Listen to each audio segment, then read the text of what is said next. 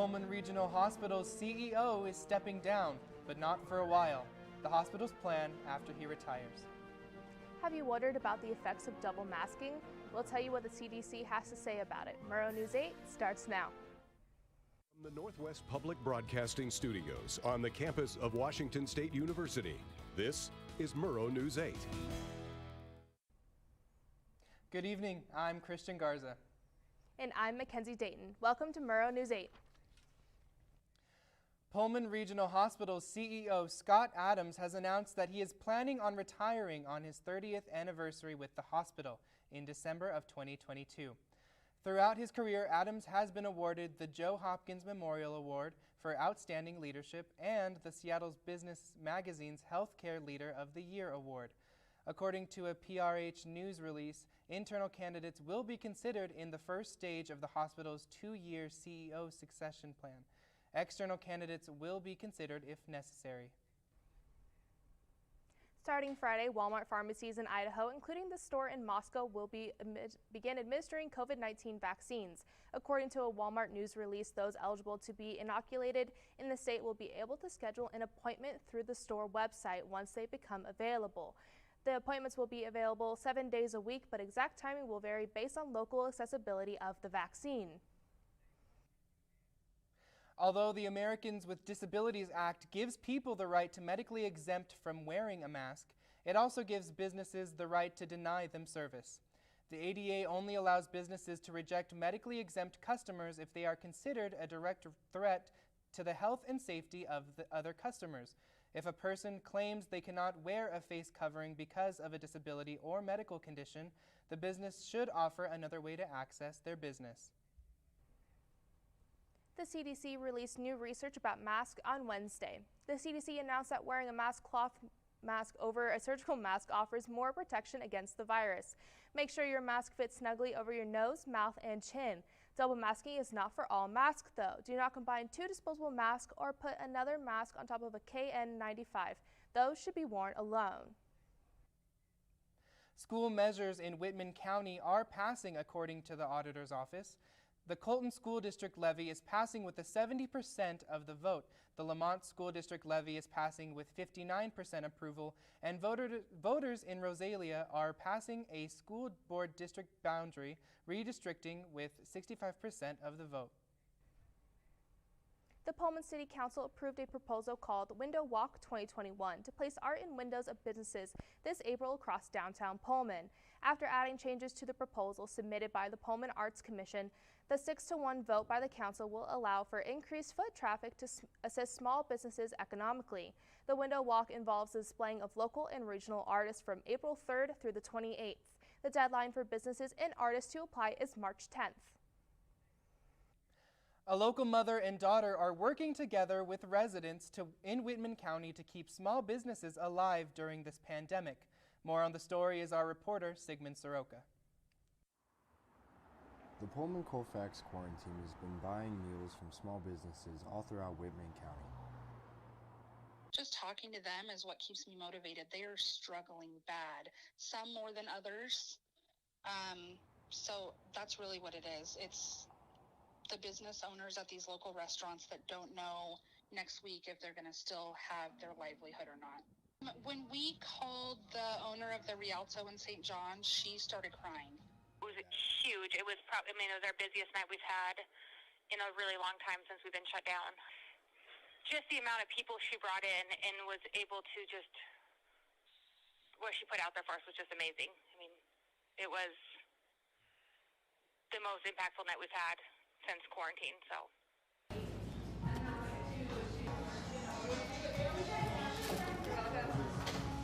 So the Pullman Colfax quarantine buys plenty of free breakfasts by collecting donations on their Facebook page.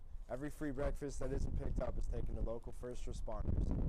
Small businesses like Neil's Coffee are incredibly appreciative of the local support the quarantine is providing. It's great to know that there are people out there that are trying to support you during these hard times. Just nice to be thought of, hoping that this will, get the word out through social media, through different people who maybe haven't come in, tried us. Reporting in Pullman for Murrow News 8, I'm Sigmund Soroka.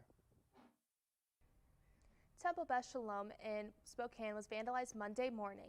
Tuesday evening, WSU President Kirk Schultz made a statement on the crime. The temple was spray painted with swastikas and anti-Semitic graffiti. According to Rabbi Tamar Milano, a white power symbol was also painted on the building. A white suspect was caught on security cameras. Spokane police are currently investigating the vandalism.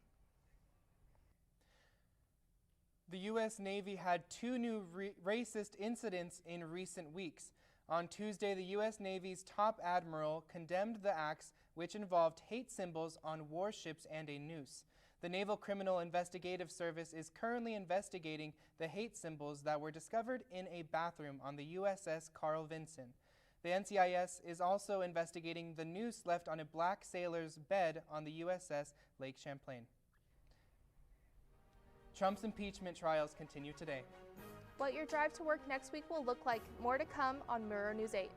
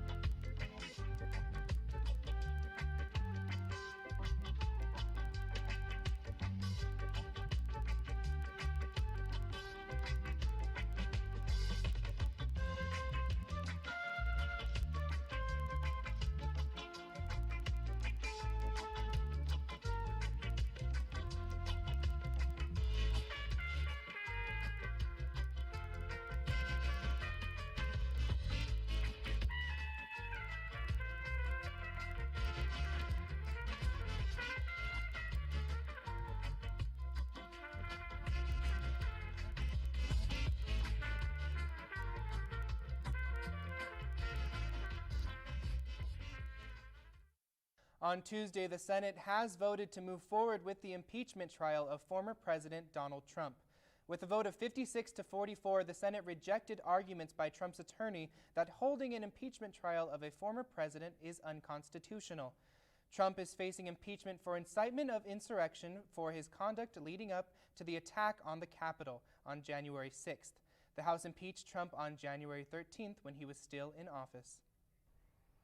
Vaccinated travelers are now welcomed in a select few destinations. With growing arguments about the effectiveness of the COVID-19 vaccine, some nations have begun allowing vaccinated travelers to bypass the usual entry requirements, such as a 14-day quarantine. There are 7 destinations for those travelers: the Seychelles, Georgia, Estonia, Romania, Iceland, Cyprus, and Poland. This morning, a 7.7 earthquake hit the Loyalty Islands north of the coast of New Zealand. According to the U.S. Geological Service, the earthquake caused 1 to 3 feet waves and triggered a tsunami warning in the South Pacific, according to the NOAA. The tsunami warning has been cleared. It was a chilly morning today, but it certainly won't be the last. Here's Luke Walker reporting the weather forecast. Thanks, Christian. Now today in Pullman, a little bit colder than what we're used to. We had a high of 29 degrees with a low of 15. So if you're going out tonight, grab your jacket, your gloves, your hat, anything you need to keep you warm. And with this time of the year, sunsets, awesome. We hit just after 5 o'clock today, and sunrise tomorrow will just be a little bit before 7. But so if you think today is cold, wait till you see tomorrow, because tomorrow you can expect snow with a high in 24 degrees and low in 9 degrees. That's single digits. Plus, winds will get up to 11 miles per hour. So it's going to be cold, it's going to be windy. So whatever you are wearing today in layers, double that tomorrow. So that's it for today and tomorrow. Let's go into see what Washington looks like. On the west side, we have Olympia and Seattle. Both are cloudy. Central Washington, we're looking at the Tri-Cities and Yakima. Both are sunny. Not to mention that in Spokane is sunny as well as Pullman. It's just a little bit cloudy. And then going to the 5-day forecast, have you ever heard of the quote, "Love can cure the cold"? Well, that's not the case this week going into Valentine's Day, because it's going to be cold. It's going to be, there's going to be snow, rain. So bundle up this week. Make sure you're ready for your President's Day weekend. Relax, enjoy. And that's my forecast. Back to you, Christian and Mackenzie. How Jaden Delores' DUI can affect his 2021 season. And what Seahawks star is possibly trading out of Seattle. We'll be right back. Let me tell you about the toughest guy on earth. does the work of 2 jobs, but only gets paid for one. He's tough enough to feed the man that gave him a lifetime of nourishment. He has the crazy strength to lift the man that raised him up without even flinching. That's right. No employee of the month bonus check here. This guy, no, this warrior, will always be by his father's side, even if his dad will hardly remember. Good luck finding a gym to train for that. If this guy isn't the toughest guy on the planet, then I don't know who is. Caregiving is tougher than tough. Find the care guides you need at aarp.org/caregiving. Well, there's rarely a quiet week in Cougar sports, and this week has been no exception with some good and bad news. We'll get to the bad in a moment. First, Cougar volleyball. The women are off to a strong 4-2 start after splitting a set against 18th-ranked UCLA. They're on to face Colorado tomorrow night. For Cougar men's basketball, they'll have their turn against UCLA tomorrow night as well. Went out, and they just might have a shot at March Madness. Now for the bad news. Starting quarterback Jaden Delora's DUI arrest and immediate suspension is reigniting the conversation on who will start for the Cougs. It comes only weeks after Jarrett Garantano transferred from the University of Tennessee. However, he's far from a leading contender. Cameron Cooper was listed as narrowly losing the quarterback battle last year. And in other quarterback news, Russell Wilson says he wants to be more involved in the team's roster building effort going forward. The All-Pro quarterback has been sacked 394 times in his 9 NFL seasons for a total loss of, get this, over 2,000 yards. Of course, the internet has been set ablaze with trade rumors. Wilson gave an ambiguous answer on the Dan Patrick Show yesterday that didn't help. When directly asked, he deflected and said, "You'd have to ask the Seahawks." Wilson does have a no-trade clause in his contract until 2023. Back to you, Christian McKenzie at the desk. What popular drink is expected to return to McDonald's? We'll tell you after the break.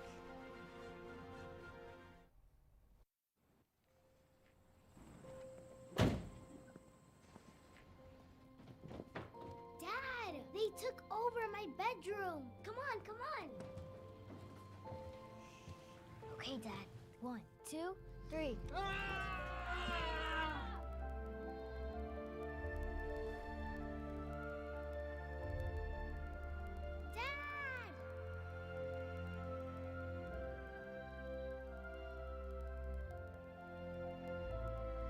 You saved me. Dad? Are you okay? I'm fine, dear.